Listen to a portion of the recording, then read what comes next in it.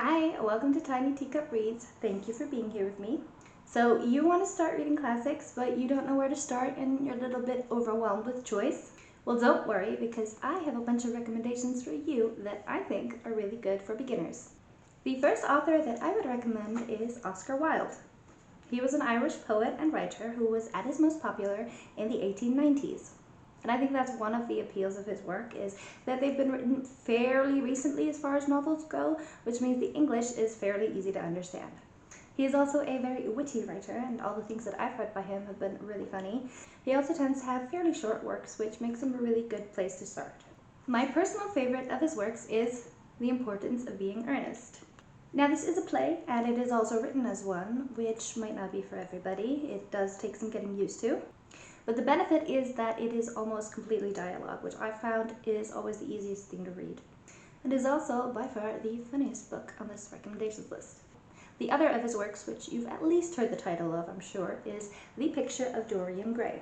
In this book, a beautiful young man, the titular Dorian Gray, essentially sells his soul to ensure that he will always be young and gorgeous, while the portrait of him that was done of him by a good friend takes on not just his age, but also the physical evidence of his moral corruption through the years.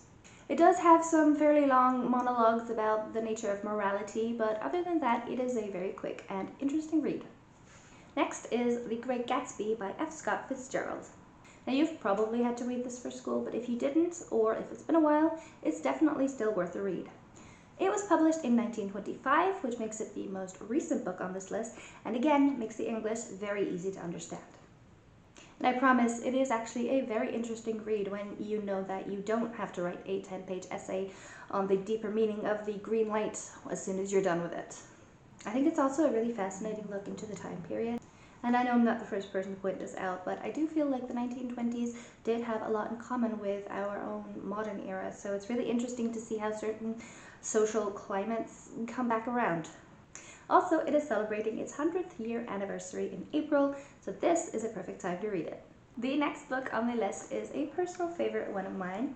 It is Little Women by Louisa May Alcott.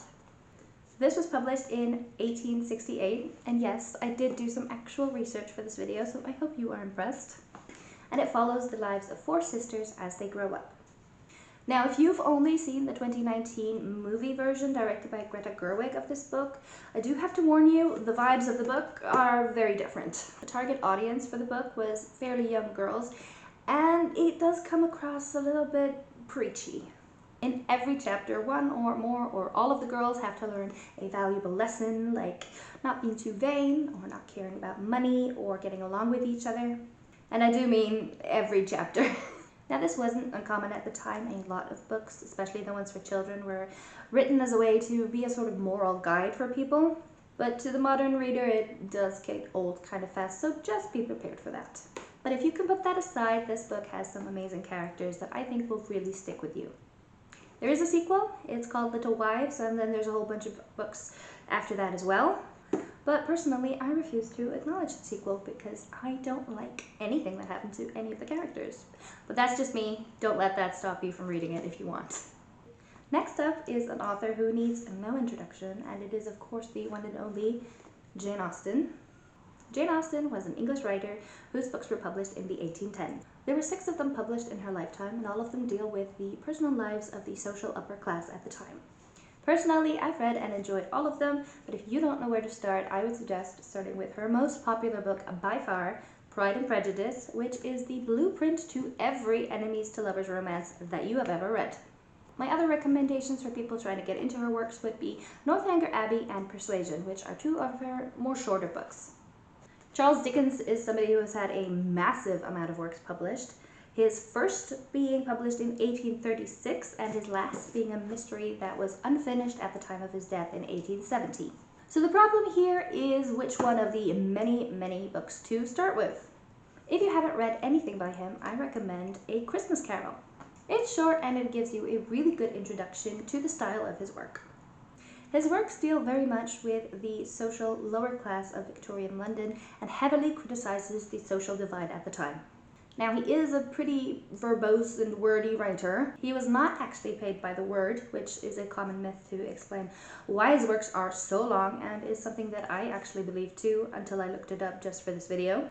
But his books were not published all at once, but in installments, which I do think has an effect on the writing. My other recommendations by him are, of course, his most well-known work, Oliver Twist, and my own personal favorite, A Tale of Two Cities. My very last recommendation on this list is also the oldest by far, and it is The Odyssey by Homer. I had to read this for school, and it may just have been that I had a very simple translation because I was about 10 years old at the time, but I remember absolutely devouring this book.